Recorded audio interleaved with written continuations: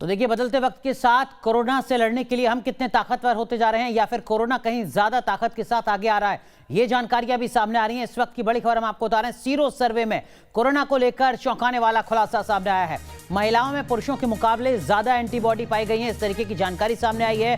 हालांकि महिलाओं और पुरुषों में एंटीबॉडी का जो ये मुकाबला है, इसका जो प्रतिशत है वो बहुत बड़ा अंतर नहीं है, लेकिन फिर भी इस वक्त की बड़ी खबर हम आपको बता रहे हैं। कोरोना से लड़ने में महिलाएं पुरुषों के मुकाबले ज्यादा मजबूत हैं। बीएमसी ने मुंबई में ये तीसरा सीरो सर्वे कराया है, जिसमें कुछ और अहम बातें भी सामने आई हैं, जिसमें कहा गया है कि जो तमाम स्लम एरियाज रहे हैं, जो झुग्गी झोंपड़ियां रही हैं, वहां पर भी कोरोना का खतरा लगातार बना हुआ है। इससे पहले हाई राइज सोसाइटीज में कोरोना ज्यादा देखा जा रहा था महाराष्ट्र में, लेकिन अब सीरो सर्वे में जो अहम बात है वो ये कि महिलाएं पुरुषों से ज्यादा मजबूत हैं कोरोना से लड़ने के मोर्चे पर।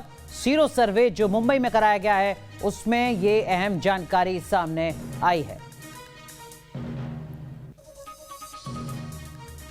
तो 6 तस्वीरें हम आपको दिखा रहे हैं। हमने आपको बताया कि महाराष्ट्र में, मुंबई में सीरो सर्वे क्या कुछ कहता है, लेकिन इसके साथ साथ देश के अलग अलग हिस्सों में किस तरीके की तैयारियां। अहमदाबाद, जहां पर अभी भी इंतजार किया जा रहा है अस्पताल में भर्ती होने के लिए, नया कोविड अस्पताल बनाया गया है, उसका जायजा लिया जा रहा है। दिल्ली में, पटना में भी लगातार जो परेशानियां हैं वो लोगों की नजर आ रही हैं। ऑक्सीजन को लेकर मारामारी सिर्फ लखनऊ में नहीं बल्कि देश के बड़े हिस्से में नजर आ रही है। भोपाल में बीजेपी सामने आई है, 1000 बेड का अस्पताल बनाने का ऐलान किया है तमाम सहयोग के साथ। अगले 1 हफ्ते के अंदर ऑपरेशनल होगा ये अस्पताल, इस तरीके की जानकारी सामने आ रही है। और वहीं दूसरी तरफ प्रशासन के स्तर पर हर मुमकिन कोशिश की जा रही है। जयपुर में जहां सैनिटाइजेशन अभियान चलाया जा रहा है ताकि कोरोना के बढ़ते कहर को कम किया जा सके। तब जबकि जानकार बता रहे हैं कि 30 फीट तक कोरोना का वायरस कहर बरपा सकता है एयरबॉर्न होने के नाते, तब सैनिटाइजेशन अभियान लगातार जारी जयपुर में है। 3 खास मेहमान हमारे साथ जुड़े हैं तमाम सवालों के जवाब देने के लिए। हेल्थ एक्सपर्ट डॉक्टर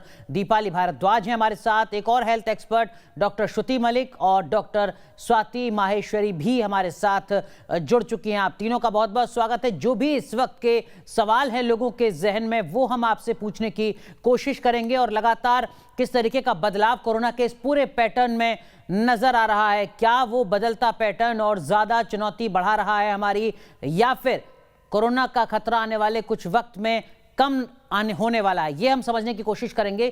कुल मिलाकर इस वक्त कोरोना से पूरे हिंदुस्तान में त्राहिमाम मचा है। इसके कहर से महाराष्ट्र कांप रहा है। मायानगरी मुंबई में भी कोरोना से विस्फोटक हालात हैं। इस बीच एक सर्वे सामने आया है जिसकी जानकारी भी हमने आपको दी।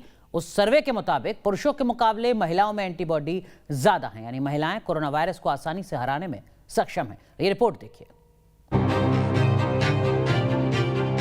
हिंदुस्तान में कोरोना कोहराम मचा रहा है। ये वायरस डेथ वारंट बनकर लोगों की जान ले रहा है। एक तरफ कोरोना संक्रमण के मामले बेकाबू रफ्तार से बढ़ रहे हैं, तो उसी तेजी से बढ़ रहा है वायरस से मौत का आंकड़ा। पिछले 24 घंटे में देश में कोरोना संक्रमण के 3,52,991 नए केस सामने आए। बीते 24 घंटे में पॉजिटिविटी रेट बढ़कर 25.17% हो चुका है। बीते एक दिन में कोरोना वायरस 2,812 लोगों की जान ले चुका है, जो बढ़ते खतरे की गवाही दे रहा है। देश में कोरोना का खतरा तेजी से बढ़ता जा रहा है। महाराष्ट्र सबसे प्रभावित सूबा है।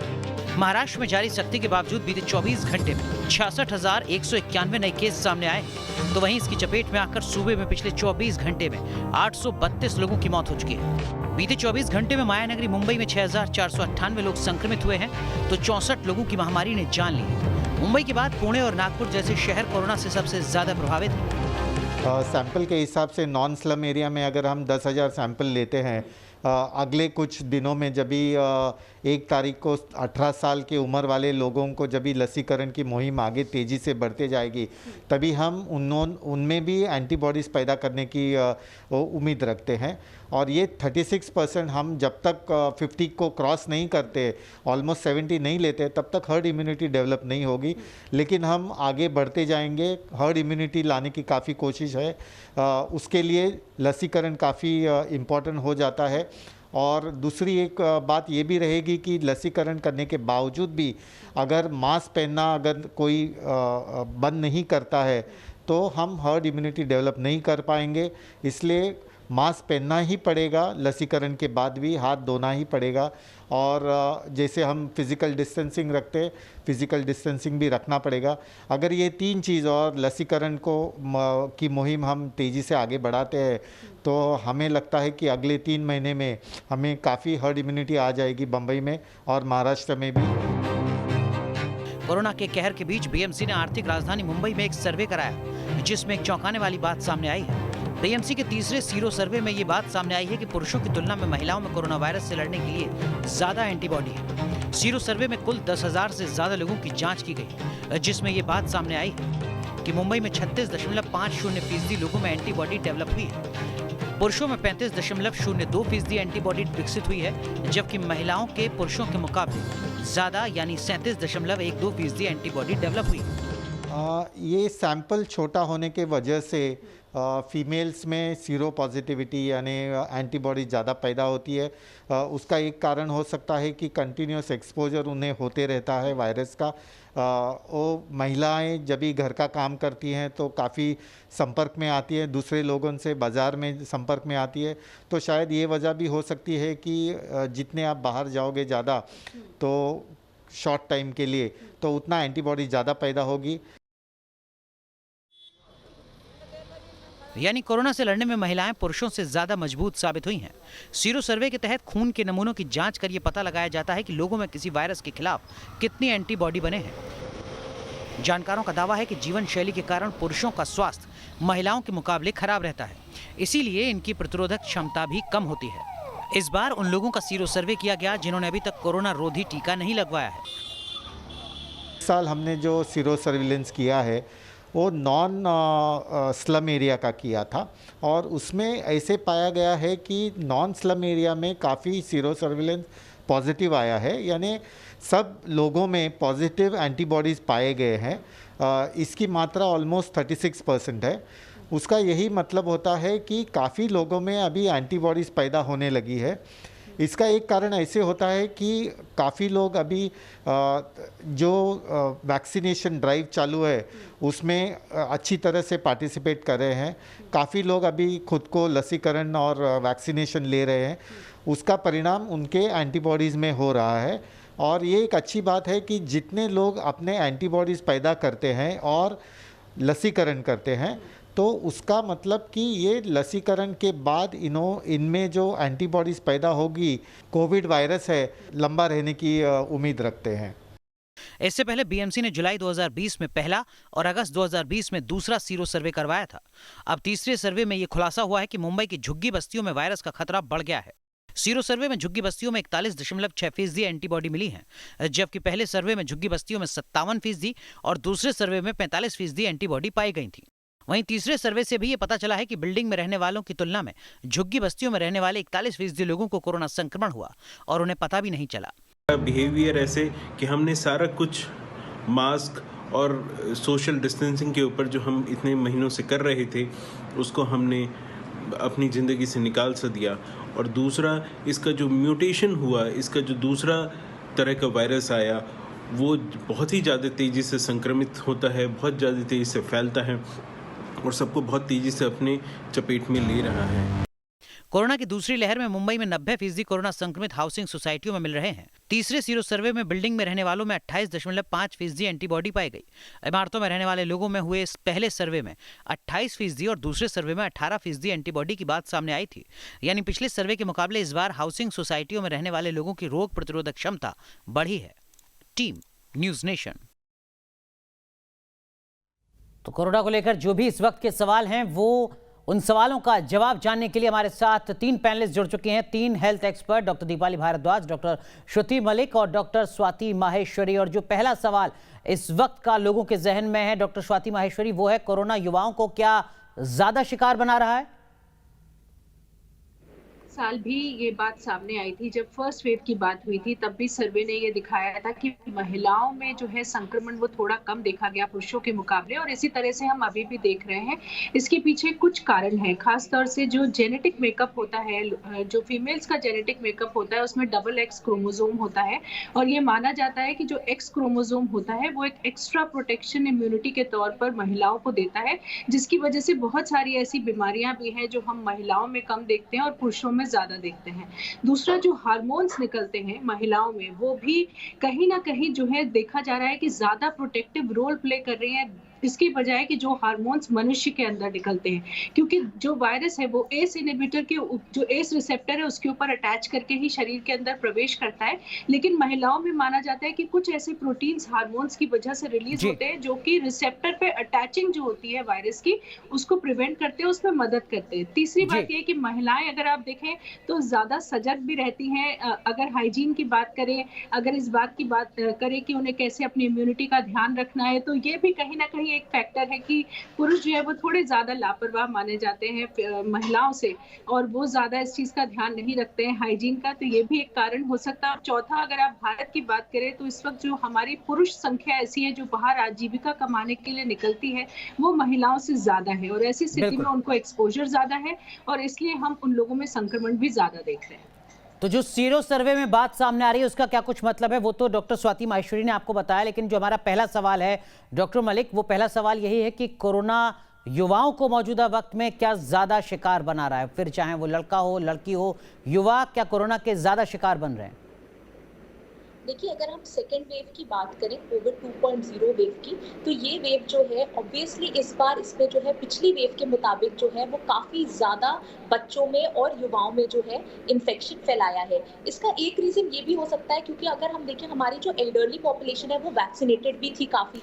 अगर आप देखा जाए तो उस समय वैक्सीनेशन ड्राइव जो हमारी फेज़ 1 की चली थी, जो 65 साल से ऊपर के लोगों को हुआ था, तो ये भी एक प्रोटेक्शन का कारण हो सकता है कि वैक्सीन चल रही हो, और शायद इसीलिए सरकार ने इस चीज़ को देखते हुए इस बार वैक्सीन पे और ज्यादा तवज्जो डाली है, और ये किया है कि फेज 3 में हम 18 साल से ऊपर के लोगों को भी जो है वो वैक्सीन लगाएंगे।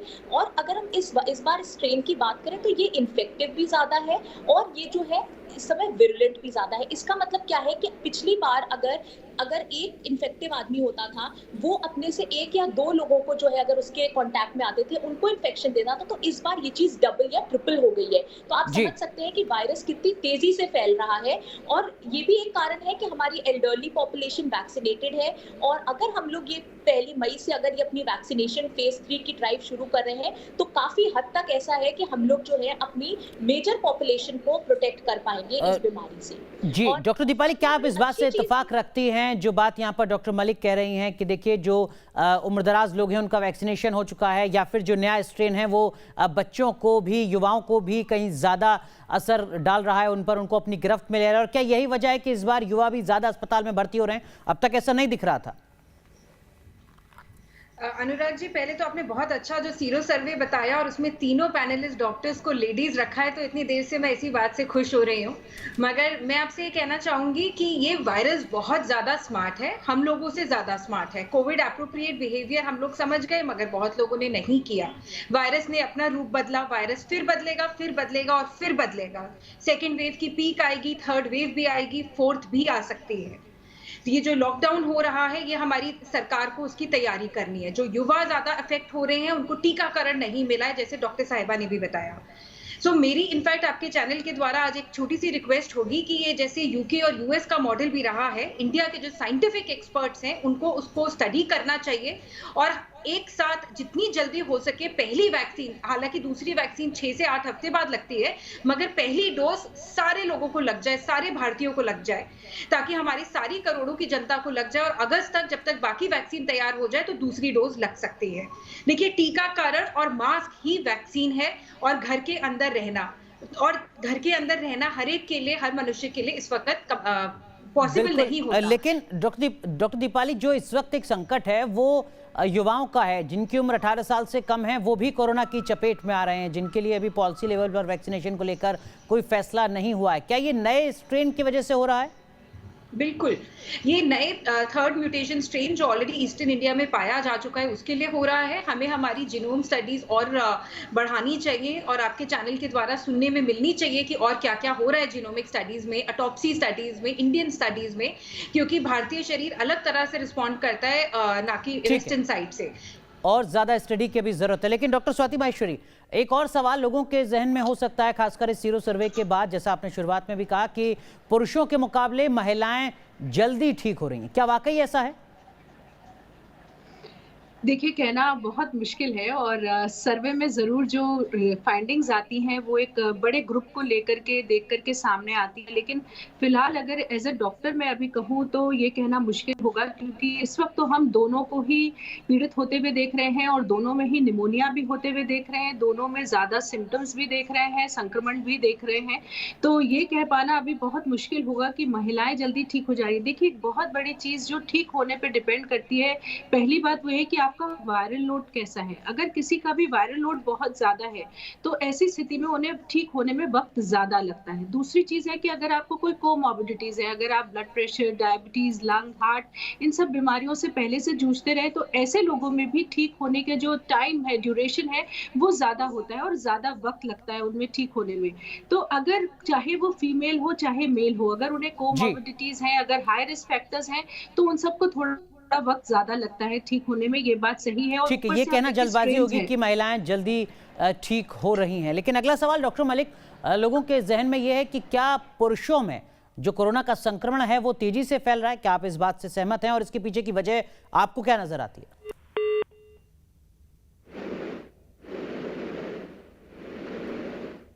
डॉक्टर मलिक, चलिए लगता है डॉक्टर मलिक से संपर्क हमारा नहीं हो पा रहा। डॉक्टर दीपाली, ये सवाल मैं आपसे ही पूछना चाहूंगा।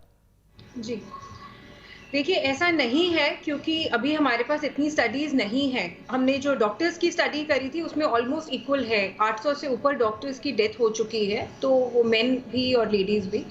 सो मेरी आपके चैनल के द्वारा यही रिक्वेस्ट है कि अपने टीकाकरण और मास्क को बढ़ाया जाए, जितना घर के अंदर रह सकते हैं उतना रहें, क्योंकि हमारा हेल्थ इंफ्रास्ट्रक्चर पहले ही कॉम्प्रोमाइज था और अब और दबता जा रहा है।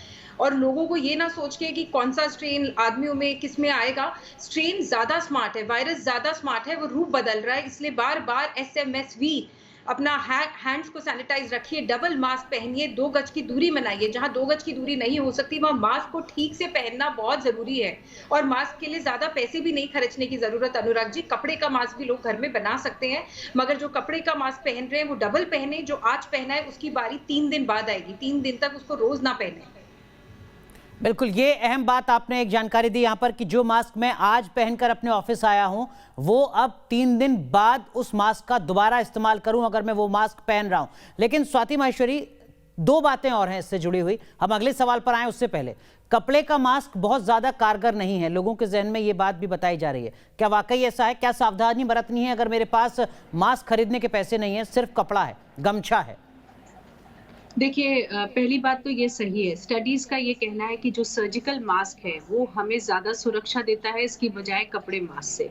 उसमें उन्होंने ये भी बताया है कि जो सर्जिकल मास्क है उसमें जब हम उसे बांधते हैं, मेरे पास अभी मास्क नहीं तो मैं आपको दिखाती, उसके जो एंड्स होते हैं जिसको कि हम कान पे लगाते हैं, उसमें अगर हम गांठ लगा करके फिर उसे कान पर लगाए तो वो हमें प्रोटेक्शन ज्यादा देता है।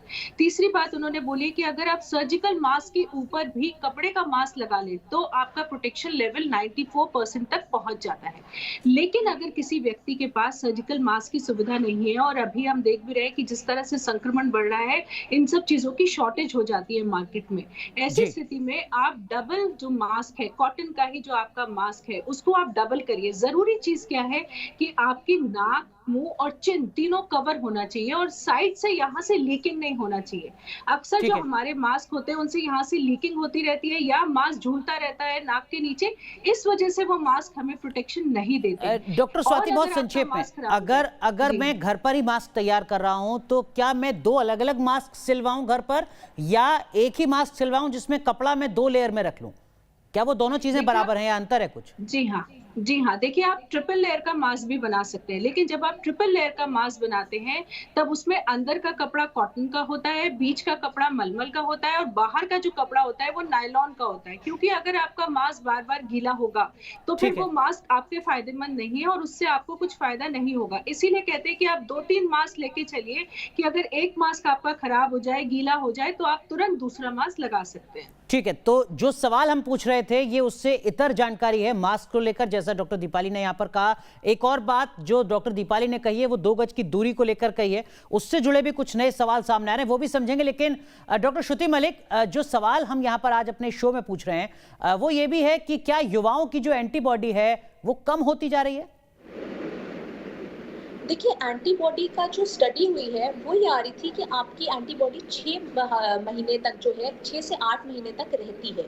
ठीक है, अगर हम बात करें कोरोना के बाद की, और अगर हम वैक्सीन के बाद की बात करें तो एंटीबॉडी ऑब्वियसली प्रोटेक्शन देती है, बट अभी इस पे प्रॉपर रिसर्च जो है, क्योंकि एक नया वायरस है, इस पे daily ever lasting ever changing researches चल रहे हैं, तो ये बहुत कहना मुश्किल है कि कब तक लास्ट करती है। बट हाँ, 6 से 8 महीने तक ये जरूर लास्ट करती है। बट फिर भी मैं बोलूंगी कि प्रोटेक्शन इस समय बहुत इंपॉर्टेंट है। डॉक्टर स्वाति महेश्वरी ने बड़े अच्छे से बताया कि हम लोग मास्क भी जो पहन रहे हैं वो भी हम वेल फिटेड मास्क नहीं पहन रहे हैं। और डबल मास्क का अगर मैं आपको बताऊं, एक स्टडी हुई थी जिस पे ये आया था कि 77% आपका पार्टिकल जो है वो आपको प्रोटेक्ट करके रखेगा घुसने से अंदर, अगर आप डबल मास्क पहन के रखें। तो आप समझ सकते हैं कि डबल मास्क पहनने की कितनी इंपॉर्टेंस है।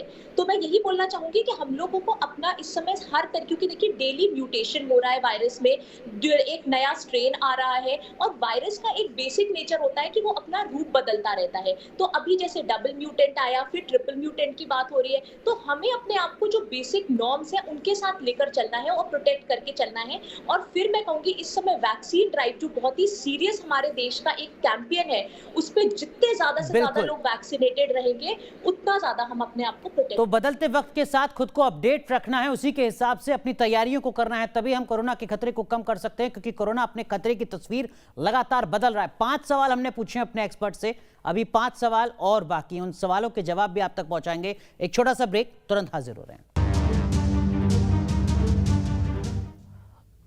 तो पल पल कोरोना का खतरा भी बढ़ता जा रहा है, कोरोना का स्वरूप बदलता जा रहा है। ऐसे में वो कौन से सवाल हैं जो इस वक्त आपके जहन में हो सकते हैं, उन्हीं तमाम सवालों के जवाब तलाशने की कोशिश हम कर रहे हैं। हमारे साथ एक खास पैनल मौजूद है, हमारे साथ health expert doctor Deepali Bhardwaj हैं, डॉक्टर श्रुति मलिक हैं, डॉक्टर स्वाति माहेश्वरी हैं। 5 सवाल अब तक हम पूछ चुके हैं। छठा सवाल डॉक्टर दीपाली, झुग्गी बस्तियों में कोरोना का खतरा आखिर क्यों बढ़ रहा है? बढ़ रहा है और हर जगह ही बढ़ रहा है, और बढ़ भी सकता है क्योंकि वायरस भी म्यूटेट कर रहा है, और झुग्गी और हर जगह के लोगों को निकलना पड़ता है, अपनी दिन की अर्थव्यवस्था उनको पूरी करनी पड़ती है, उनको रोज का कुआं खोदते हैं ताकि आज रात को कुछ खाना खा पाएं, और फिजिकल डिस्टेंसिंग नहीं मेंटेन हो पाती है पब्लिक ट्रांसपोर्ट के अंदर। ये सब बातें हम सब लोग जानते हैं, मगर सबसे ज्यादा जरूरी चीज ये है कि जिन जगह के चैनल के द्वारा कहना चाहेंगे कि टीकाकरण उन जगहों पे तेजी से होना चाहिए। मेरे हिसाब से ये वो समय है वॉर फुटिंग की तरह, आप कह रहे हैं कि ऐसी पॉकेट्स को आइडेंटिफाई करके वैक्सीनेशन पर फोकस उन इलाकों में ज्यादा किया जाए। लेकिन डॉक्टर मलिक, क्या आपको लगता है कि जो एसिम्प्टोमेटिक हैं वो ज्यादा केसेस को और बढ़ा रहे हैं? देखिए, आज एक स्टडी आई है जो ये कहती है कि एसिम्प्टोमेटिक पेशेंट्स हमारे देश में जो है वो 80% हैं, और यही लोग सबसे ज़्यादा कैरियर्स हो रहे हैं इस समय लोगों को जो आगे इन्फेक्शन फैला रहे हैं। इसीलिए बार बार हम लोग इस बात पे ध्यान देते हैं, और हर बार हम यही समझाते हैं कि आप किसी से भी मिले, आप सामने वाले को ये समझ के मिलिए कि वो एसिम्प्टोमेटिक पेशेंट है, और आप मास्क लगाकर ही मिलिए। आजकल हम लोग थोड़ा रिपोर्ट्स पे, इसलिए क्योंकि थोड़ी फॉल्स नेगेटिव रिपोर्ट्स आ रही हैं, इसलिए हम लोग रिपोर्ट्स पे भी बहुत ज़्यादा नहीं जा रहे हैं। हम हर मरीज को ये कह रहे हैं कि अगर आपको सिम्टम आ रहे हैं, आपको ऐसे लक्षण दिख रहे हैं कि आपको कोरोना है, आप इमीडिएटली अपने आप को आइसोलेट करिए और आप अपने डॉक्टर के टच में आइए, क्योंकि इस समय इतना ज़्यादा इन्फेक्टिविटी रेट हो गया है इस वायरस का कि हम कुछ भी नहीं बता सकते कि कब ये पूरी। अगर आप देखिए पहली वेव की हम बात करें तो पहली वेव में एक आदमी को अगर हो रहा था तो वो अपने आप ही ठीक होके आ जाता था। इस वेव में पूरे घर में अब संक्रमण की जो चेन है वो कई गुना बढ़ चुकी है। लेकिन डॉक्टर स्वाति माहेश्वरी, आपने शुरुआत में कहा था कि देखिए महिलाएं पुरुषों के मुकाबले मजबूत हैं, लेकिन अगर सिर्फ महिलाओं के लिए ही मैं आपसे कोई एक्सपर्ट एडवाइस मांगूं, वो कैसे कोरोना वायरस से खुद की सुरक्षा कर सकती हैं? कुछ अलग उन्हें करना होगा क्या? देखिए, जो कोविड एप्रोप्रिएट बिहेवियर है, जिसमें मास्क है, सोशल डिस्टेंसिंग है, हाइजीन है, वो तो सभी लोगों के लिए सेम है, चाहे वो पुरुष हो, चाहे महिला हो, सबको उन्हीं चीज़ों का पालन करना है। लेकिन एक चीज़ महिलाएँ जो कर सकती हैं, वो ये है कि अक्सर महिलाएँ जो होती हैं, वो अपने हेल्थ इश्यूज़ को नेग्लेक्ट करती हैं। वो बिल्कुल। अक्सर ये सोचती हैं कि अगर सर दर्द है, अगर खाँसी-ज़ुकाम है, तो वो ये सोचती है कि इसके ऊपर ज़्यादा ध्यान देने की ज़रूरत नहीं है। वो परिवार के बाकी लोगों की चिंता ज़्यादा करती है और अपनी चिंता कम करती हैं।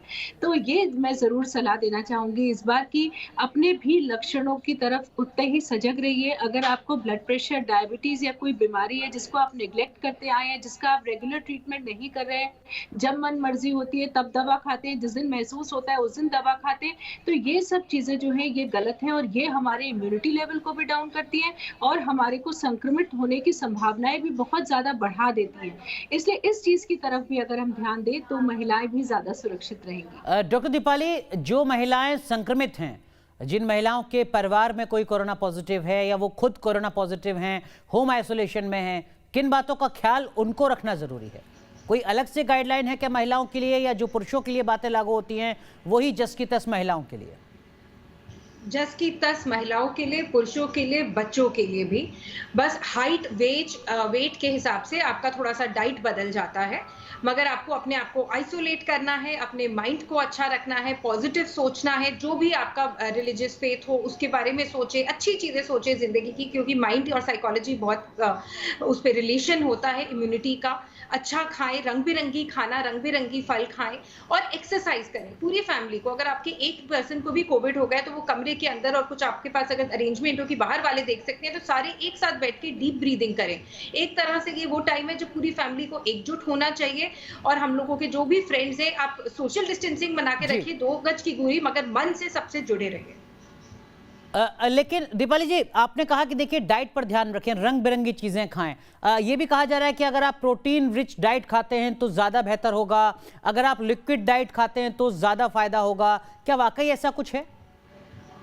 देखिए, इंडिया बहुत सारे कल्चरल लैंड है और हमारी हेरिटेज है आयुर्वेदा। तो इस वक्त हम लोगों को बेसिक चीजें सात्विक खानी चाहिए और अपने आयुर्वेदिक डाइट को बेटर करना चाहिए, जिसके अंदर अश्वगंधा, गिलोय, तुलसी हुआ। फलों के अंदर अलग अलग रंग, हम एलोपैथिक डॉक्टर इसलिए कहते हैं क्योंकि हर रंग से अलग विटामिन और मिनरल मिलता है। तो हम अगर एक लाल सेब और पीला नींबू साथ खा रहे हैं, 2 फल खा रहे हैं या आंवला ले रहे हैं, तो वो हमें दोनों रंग मिल गए, दोनों विटामिन मिनरल मिल गए। एक ही टाइम पे खाने से ज्यादा शरीर को फायदा मिलता है।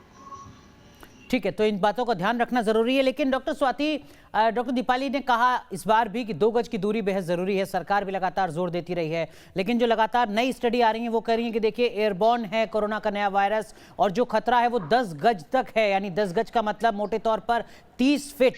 मल्टी स्टोरी बिल्डिंग का में अगर इसको कैलकुलेट करें तो 2 फ्लोर ऊपर, 2 फ्लोर नीचे भी अगर कोई पॉजिटिव है और वो छींकता है, खांसता है, तो उसका वायरस आप तक पहुंच सकता है। क्या वाकई ऐसा है? क्या इस स्तर पर घबराने की जरूरत है? क्या घरों में भी मास्क लगाकर या अपनी विंडो बंद रखकर रहने की जरूरत है? नहीं, ऐसा बिल्कुल नहीं है और कहीं न कहीं इस स्टडी को थोड़ा गलत भी समझ लिया गया है।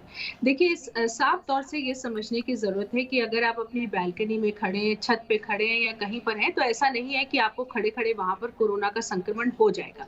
लेकिन ये स्टडी साफ तौर से ये बोलती है कि अगर कोई क्लोज़ स्पेसेस हैं, जहाँ पर वेंटिलेशन अच्छा नहीं है, जहाँ पर अगर बहुत भीड़ है और ऐसा व्यक्ति है जो कि कोरोना से संक्रमित है, तो उस सूरत में ज़्यादा से ज़्यादा लोगों को कोरोना फैलने की संभावना है, क्योंकि तब उस एनवायरनमेंट में जो ये वायरस है, ये केवल 6 फीट नहीं 20 फीट की दूरी भी तय कर सकता है और केवल थोड़ी सी देर नहीं बल्कि 4 से 6 घंटे तक भी उस वातावरण में रह सकता है और ऐसे में उन लोगों को संक्रमित कर सकता है।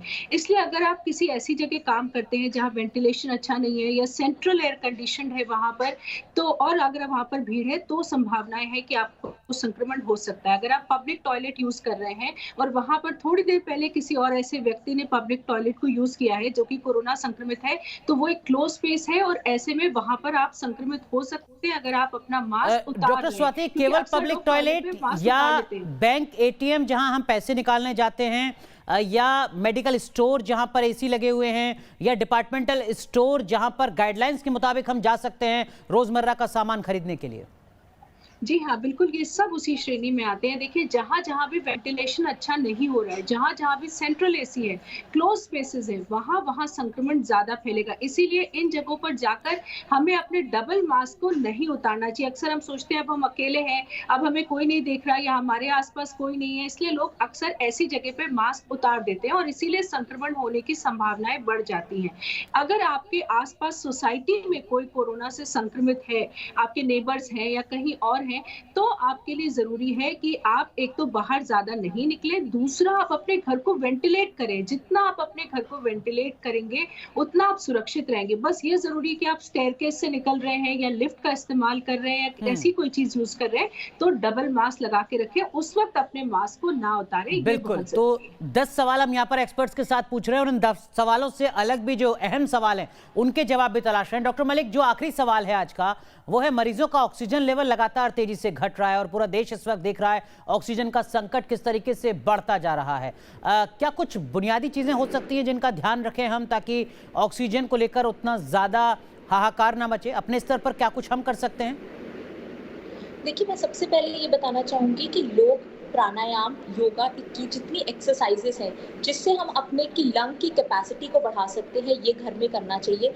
अगर आपको लगता है कि आप का जो ऑक्सीजन लेवल है वो 93 से नीचे जा रहा है, जिस समय कि हम एडमिशन जो है वो पेशेंट को कहते हैं कि आपको अस्पताल की तरफ जाना चाहिए और एडमिशन की ज़रूरत पड़ सकती है, उस पे ध्यान रखें। रेगुलर मॉनिटरिंग अपने ऑक्सीजन लेवल को करें, क्योंकि देखिए ऑक्सीजन क्या हो रहा है, इस बीमारी के बारे में मैं आपको बता दूं कि एकदम से ऐसा नहीं है कि आप 97 या 98 अगर आपका जो है बेसलाइन ऑक्सीजन आता है पल्स ऑक्सीमीटर पे, तो वो एकदम से फॉल नहीं करता। अगर आप अपने डॉक्टर के संपर्क में रहेंगे तो वो आपको खुद बताते रहेंगे और डेली अगर आप मॉनिटरिंग करेंगे तो आप देखेंगे कि एकदम से नहीं जाता। बट अगर ये 90 से नीचे जा रहा है तब स्टीप फॉल होता है इस बीमारी में। ये जानना बड़ा डॉक्टर मलिक, कुछ बुनियादी बातें सलाह के तौर पर बताई जा रही हैं कि अगर आप घर पर भाप लेते हैं तो आपका ऑक्सीजन लेवल जो है वो मेंटेन रहेगा, आप न्यूबलाइजर का इस्तेमाल कर सकते हैं, ये भी कुछ एक्सपर्ट्स कहते रहे हैं। पानी अगर आप ज़्यादा पीते हैं तो उससे आपको मदद मिलेगी। खीरा, ककड़ी, तरबूज जैसे फल अगर आप खाते हैं या चीज़ें खाते हैं तो शायद उससे कुछ आपको राहत मिलेगी। क्या वाकई ये सब कुछ सही है, कारगर है? इस बारे में ये बताना चाहूंगी कि एक तो हमें सबसे पहले अपने आप को वेल हाइड्रेटेड रखना पड़ेगा। इसका मतलब जितना हम लिक्विड और फ्लूइड्स का इंटेक कर सके वो करें। स्टीम इनहेलेशन बहुत अच्छी चीज़ है। आप जो है पानी का भपारे ले सकते हैं, जिससे आपका पूरा जो लंग का पैसेज है वो क्लियर हो जाएगा। आप अगर आपको लग रहा है कि आपका बहुत ज़्यादा ऑक्सीजन लेवल फॉल कर रहा है तो आप पेट के बल लेट सकते हैं, जिसको हम प्रोन पोजीशन कहते हैं, जिससे आपका ऑक्सीजन लेवल जो है वो राइज कर जाता है। तो अगर हम इन सारी चीज़ों का ध्यान रखेंगे और एक प्रॉपर मॉनिटरिंग रखेंगे, डे 1 से अगर हम लोगों को कोविड हो रहा है और अपने डॉक्टर के संपर्क में रहेंगे तो हम काफ़ी हद तक इन सारी चीज़ों से जो है अपने आप को बचा के रख सकते हैं। चलिए, बहुत बहुत शुक्रिया आप तीनों का जुड़ने के लिए और जो तमाम अहम सवाल हैं मौजूदा वक्त के, उन तमाम सवालों के जवाब देने के लिए। उम्मीद करते हैं कि जागरूकता का स्तर इस कार्यक्रम के बाद थोड़ा और बेहतर होगा।